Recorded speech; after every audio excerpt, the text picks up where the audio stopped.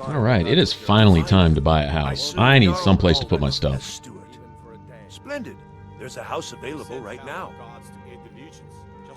Wonderful. Here's the key to your new home. I'll be glad to help you. There are many ways to improve your home, provided you have the coin. And of course, don't forget to consult your home decorating guide for descriptions of the decorations you can buy. Now, what would you like to purchase? Very well. I'll make the arrangements. The next time you visit your house, your new furnishings will be in place. Is there anything else you'd like to... Speak to me again if you decide to purchase some decorations for your home. Enjoy your visit to Dragon's Reach. Alright, anyway. Haven't bought everything I can buy. The children's bedroom wasn't an option, so I know my hearth fire is not installed anyway. That's cool that you can pick and choose which DLCs you want. And I did craft up one of the Forsworn sets for myself. Here's how this looks as a complete set. Very cool for the tribal look. And with the face paint, and then once I get the vampire glowing eyes and stuff, it's actually be pretty cool, I think. But, this is what we have here. Now, you like that? I really dig this armor. I really do.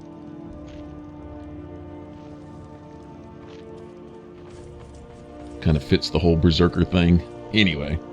Alright, so we'll get out of here. Go put some stuff up in our new house. I don't see Lydia around anywhere. Apparently she's already gone off to make herself at home. It's funny, upstairs in the house, she has her own room, but you'll always catch her sitting at the table in your room, munching on something. So, you're finally back. Look, I've been patient, but you still owe me. Oh! Oh, while we're here... It's a fine day with you around. It's not about the money, really. I wouldn't have given you the wedding ring on credit if you weren't so obviously in love. But if there isn't going to be a wedding, the least you can do is give the ring back. That was one of my best pieces. You went right out to give it to your fiancé. Don't you even remember where you left him? And after you told me that sweet story of how you met in Witchmist Grove, I can see why he left you.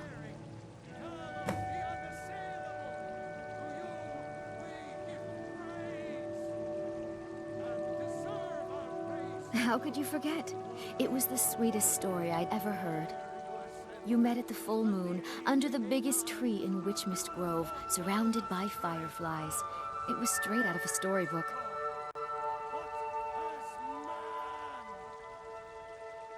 You must have had a wild night if you can't remember that. But I suppose everyone gets the jitters before their wedding. And I did say you could take a bit of time paying me back. You said the ceremony was going to be at Morvnskar.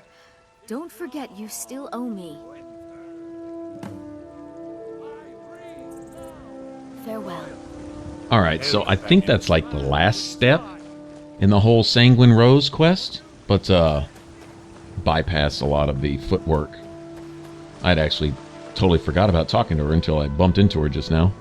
Alright, so actually we can go do that here in a minute.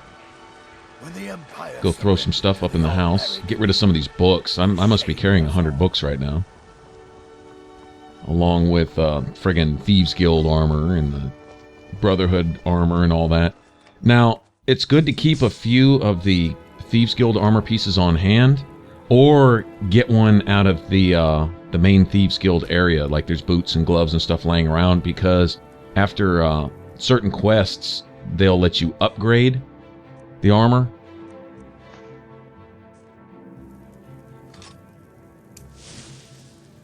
Like, oh, what's his name? Brynjolf will say, like, go to Tanelia and she'll upgrade a piece of your gear or something. Anyway, you trade one into her. You can have just any piece. So, since they're there in the actual Thieves Guild itself, I'm going to go ahead and put all these up so I don't have to carry them around.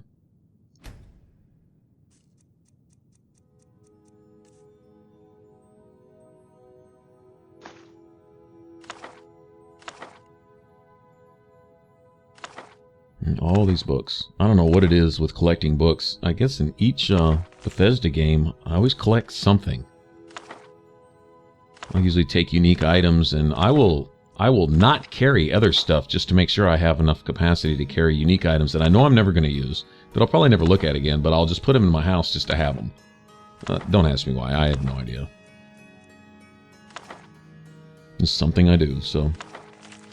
And Skyrim, it seems to be books. Any spell books that I can't use, rather than sell them, I always find a shelf for them somewhere. Cool thing about the house up there in, oh, well, the Windhelm house is good for it too, but the one in Solitude also. Lots of bookshelves.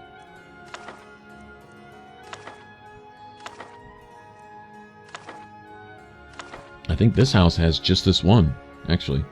But that's cool. That's like 30-something books that I can get rid of. Put up for the time being, anyway. Yeah, we'll probably have to buy another house eventually. I mentioned in the last video doing the Blood on the Ice thing in Windhelm. Nothing else, just to get through it, show how to do it without glitches and bugs, and, you know, still get all your rewards and all that kind of good stuff. There's an amulet you can get from that, and also you get to keep the wizard around. He's a good source of soul gems and spell books and things like that. Alright, so I'm literally just going to put up everything I'm not using.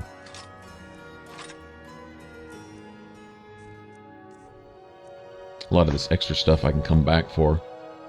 It's cool because if I do buy another house, some of those houses feature mannequins where you can display a set of armor if you want.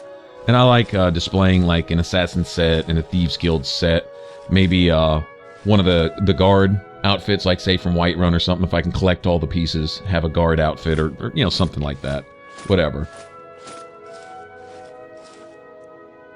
And if I put them all here, I'll know where they're at, so I can always come back here for them. I don't know if I'll go through all that trouble now, but it's something I do in my own playthroughs. Just for giggles.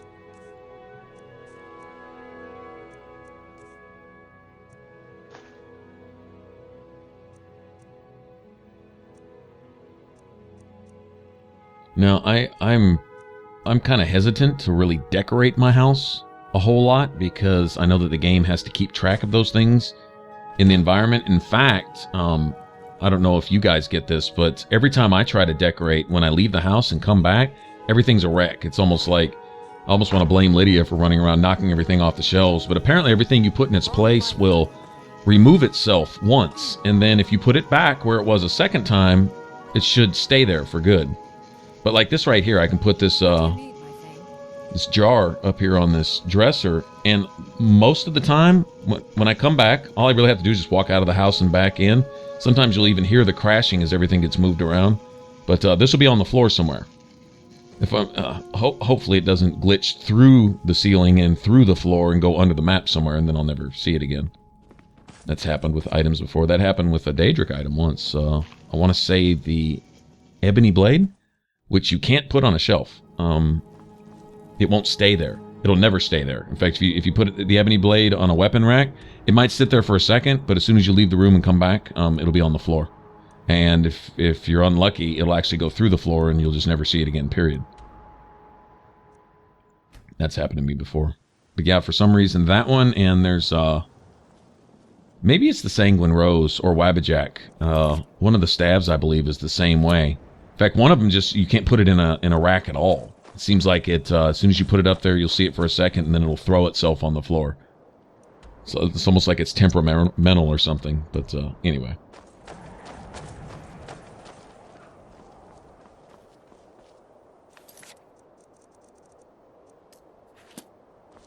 Alright, so let me deactivate everything but this, so I don't get confused. I know we have to make our way, I think, across this river, and then, should be a back trail up to this castle. Now, we're going to find some really OP mages here. In particular, there's one guarding the little portal that you have to go through to actually get to where Sanguine and the staff are. And, oh, geez, he's a one-shot kill. He's just a one-shot. Maybe not on lower difficulties, but on legendary, it's bad.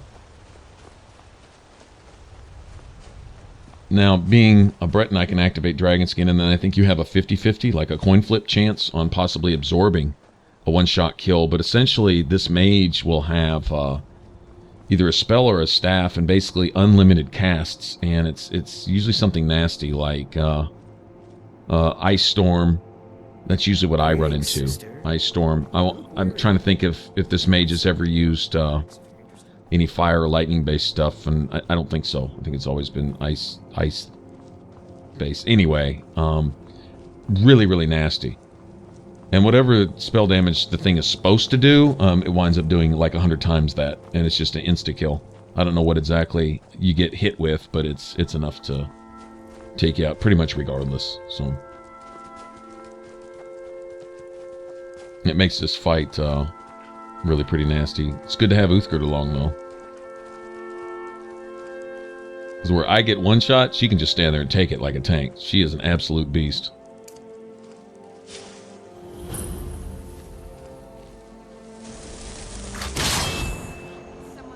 Alright, so this is our castle.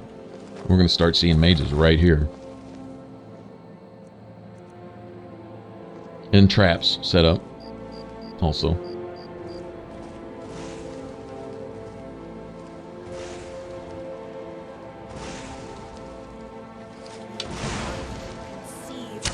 There's a little pressure plate right there.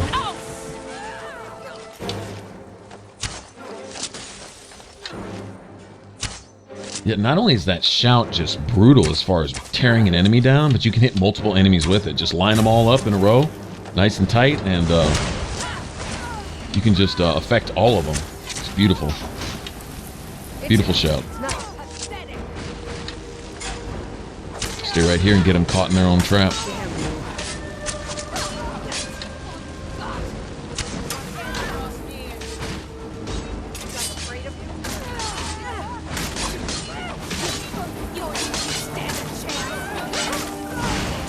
Once again, my friggin' swords are unequipping themselves or getting themselves off my hotkey. That's getting annoying. I don't think it's the game. I think it's me. It's the way I've got them situated, or whichever one I've got favorited is the wrong hand or something, or I've got them backwards, or I don't know. Maybe it's just something that it just does. Whatever.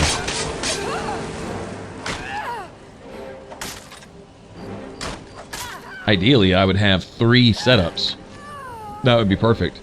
One with my summon in one hand. Doesn't really matter what's in the offhand, because I just have to switch to that just to summon something. And then one with just my swords, and then one with my bow. That would be ideal. A magic one, and a melee one, and a ranged one. That would be really cool.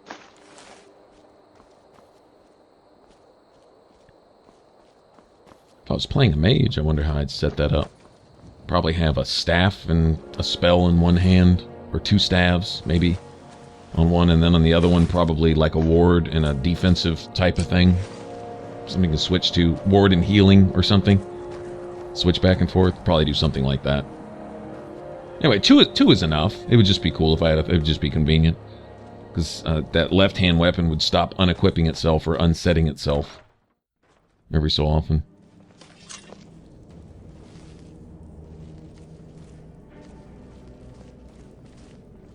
Cool thing is this fort really isn't all that big. It's really just a couple rooms, but tell you what, the enemies in that main room though make up for it. They pretty brutal. We're gonna see Uthgerd's absolute tanking abilities here though. Seriously. See just how badass she actually is.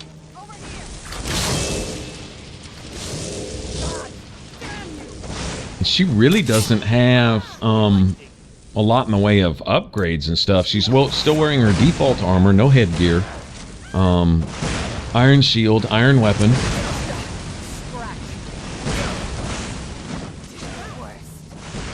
What I'll upgrade her with, let's just assume that I have max enchanting right now, you know, in-game type stuff. Although I'd mentioned also in a previous video, if we get into the Dawn Guard stuff, I'm probably going to run with Serana for a while, because I really think Serana's cool. They give her a lot of, what would you call them, emotes. They give her things where sometimes she'll just sit down. Like if you stop long enough, she'll sit down, or if there's a workbench or something she can do nearby, she'll just start doing it. She gets bored really, really easy, and so if there's just a broom sitting nearby, she'll go pick it up and start sweeping. If there's I don't know, some kind of workbench. She'll go craft, pretend like she's sharpening a sword, whatever. Stuff like that. It's pretty cool. But I really like her dialogue and stuff. She quickly became one of my favorite NPCs, but she wasn't a romance officer or anything like that. She's very standoffish as far as that goes. She's down with you. She'll roll with you, and she's got your back and all that, but she's just not one to commit, man. Not one to commit. It's a shame. Yeah, we'll probably run with her for a while, too. But if I was going to equip Uthgerd and just max her out, the important thing would be giving her max block. Anything you can enchant with, blocking extra damage. And then probably one each of the elemental resistances. Give her, fire, frost, shock resistance. Or a couple magic resistance, just magic overall. And then give her something where she can absorb stamina on her weapon. In particular, give her weapon some kind of damage effect, and then the ability probably absorb health and absorb stamina. This is a great dual enchantment for a weapon for a follower. And then give her a shield, sword and a board, and the more stamina she has, the more she can bash. And if you watch her, she loves to shield bash. I mean, she loves it. Lydia's the same. Lydia will do the same, but I believe Uthgerd's one-handed skill is even higher than Lydia's. It's either the same or higher. Even though she comes default with a two-handed weapon, that's why I immediately gave her a shield and one-handed weapon, because that's what she's really proficient with. So anyway, yeah, anything that allows her to block more damage, resist elements, and then absorb stamina, because her ability to bash keeps the enemies she's focused on off balance. And as long as she's got stamina, that's what she's going to do. And she's a beast with it. So get ready. Trouble ahead.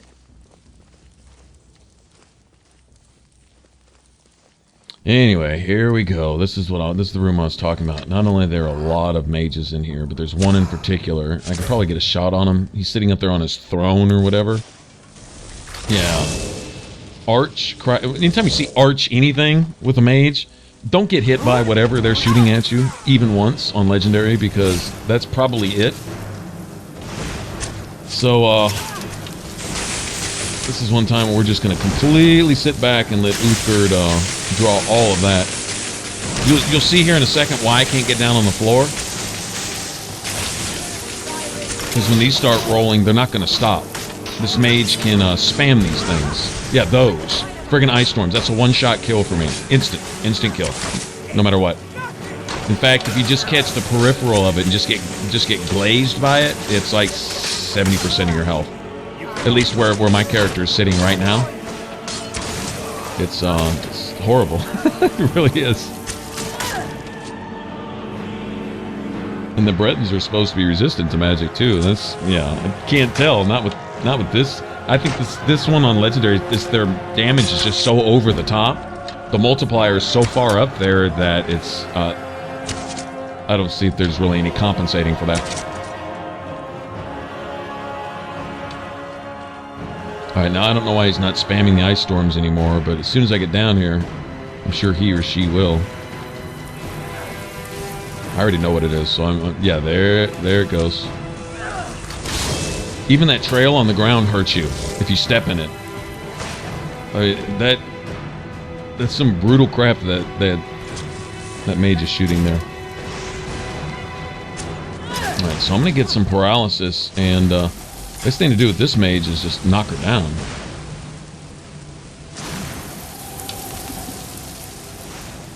Whoa, that's a one-shot kill. I don't know how much mana it costs to cast that thing, but apparently this mage isn't limited by such things. Alright, here we go.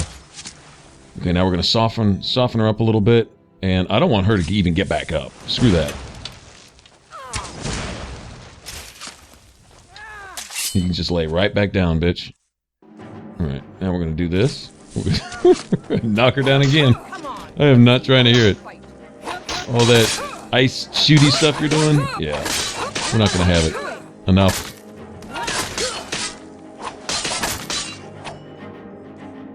No, no, no, no. Mm-mm.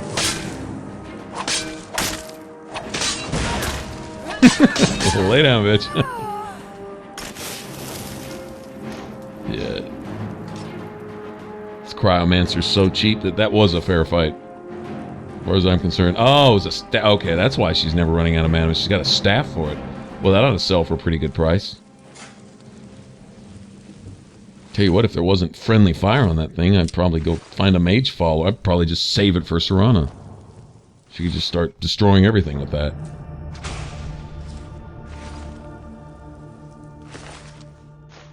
Yeah, this is definitely worth doing just for the loot. I mean, whether you want the Sanguine Rose to use or not, just the loot you get here. There's a couple, I want to say there's at least 3 or 4 chests up here. I think there's at least one more skill book hiding back here somewhere.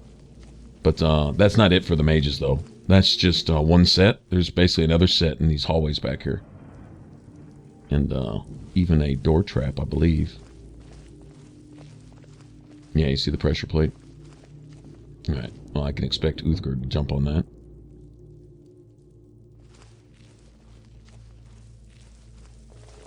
Matter of fact, Uthgard, why don't you just come right on back here?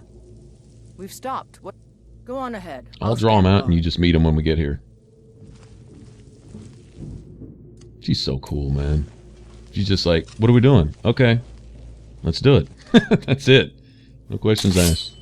Just got your back. Let's see if we can't get sneaky sneak.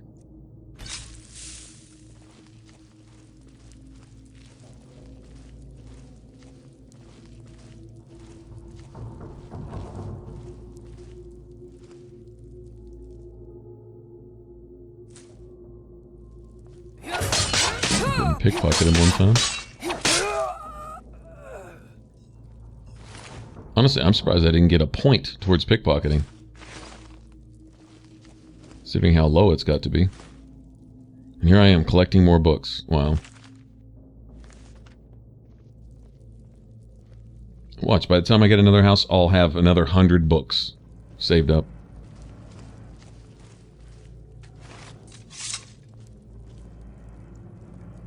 Wonder if any of that stuff is disenchantable. Anything? No, I guess not.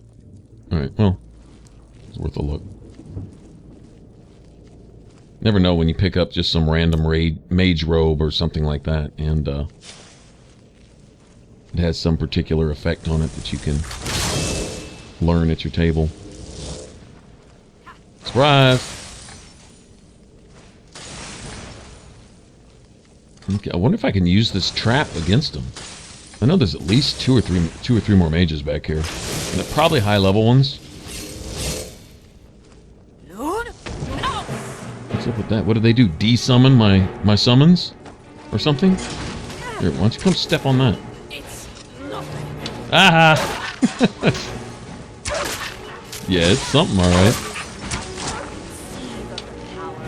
I think that mage de-summoned my Atronak or something.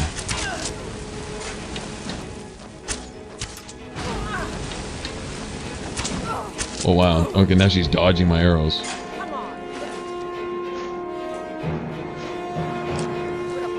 Oh, watch out for that door, Uthgard.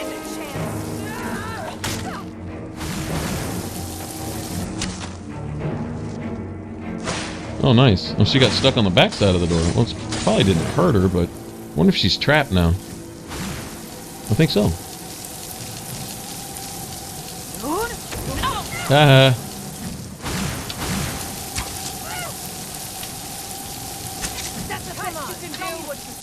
Now, this is where a Mark of Death, you're like, oh, well, it doesn't seem to be doing much. You have to let it simmer. It breaks down their armor and stuff over time. So when you first cast it, it really doesn't do anything, per se. But it starts to eat away at them. But wait about 15, 20, 30 seconds or whatever. Next thing you know, everything you hit them with is doing like 20 times damage. It's almost like that dagger perk, where you get like 15 times bonus on your sneak attacks. It almost acts like that with basically any weapon you use. Because it destroys their resistances. I mean, they're basically naked. Even dragons. It's just tears them all the way down.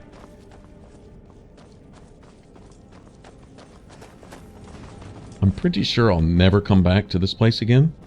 But let's just say I did. I guess I could go open this door here. I don't think there's ever any kind of quests or anything that send you back here for anything.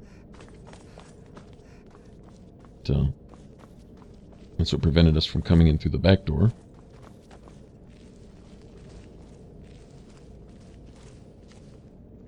Oh yeah, I think we got one more sort of a boss, kinda.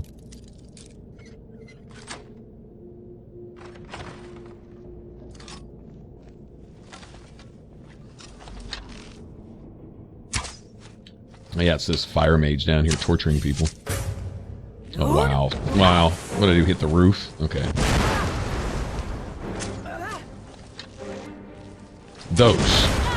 Those are just nasty. They shake your screen, they kill you, they blow you up, they set you on fire. Yeah, just not cool in any way. I think my fire atronach's immune to that crap though. I believe so.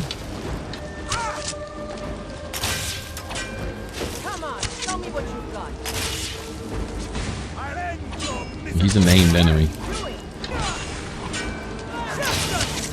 One cool thing about the Dwarven ruins is you get so many soul gems that they become basically a non-issue, and having soul trap on items, like now it's really convenient. If I have a bunch of empty soul gems, then just run around and shoot everything with your bow and collect whatever souls you can.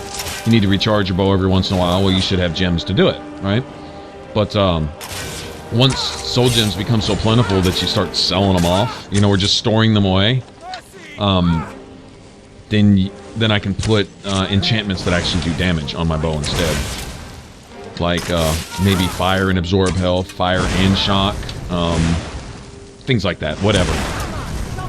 I normally don't go for things like turn undead and stuff. I don't want stuff fleeing from me, I want it dying. I don't want it to run away to come back and fight another day, I want it to die right now.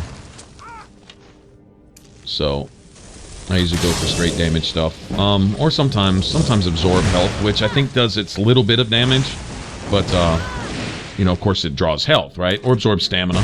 That's always handy too. But that doesn't in particular do damage. Our stamina pool is going to be big enough where that's not really going to be necessary anyway. Good for the followers. Good for someone like Uthgerd. Not really so much for me. Like you give Serana something with the absorb magicka and absorb health on it. Although her being undead, I don't know if absorb health necessarily works. I've never tested that. One of you guys, let me know down in the comment section below if that works or not. If Serana, being a vampire, if she can use an absorb health enchantment and it would actually work for her. I know there's a special healing spell for her, heal or restore undead or heal undead or something. You can actually find it. We'll find it in like the first leg of the Dawn Guard thing when you actually go find her as a follower. There's a spell that you can heal her with, and it works under the Restoration School, but it works on undead. I don't think it works on summons though, like for your atronachs and stuff. I think that's built into the Conjuration skill tree or the Restoration skill tree, where you can actually heal your summons. Correct me if I'm wrong on that. Not sure. But anyway, I do know that there is a healing spell that they give you with the DLC that allows you to... and if you don't find it, I think you can start buying it. I think it'll pop up in the merchants' inventories. I believe that's the case. Anyway.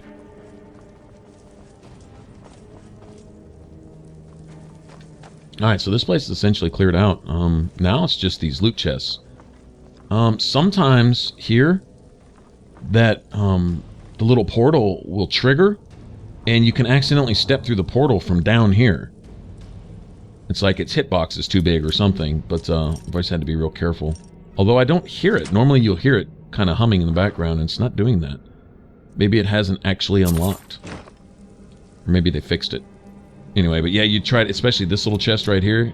Usually if you get about this close, you'd step through the portal and miss out on these chests unless you wanted to go back to wherever you're sent back to and come all the way back here and try again type of thing.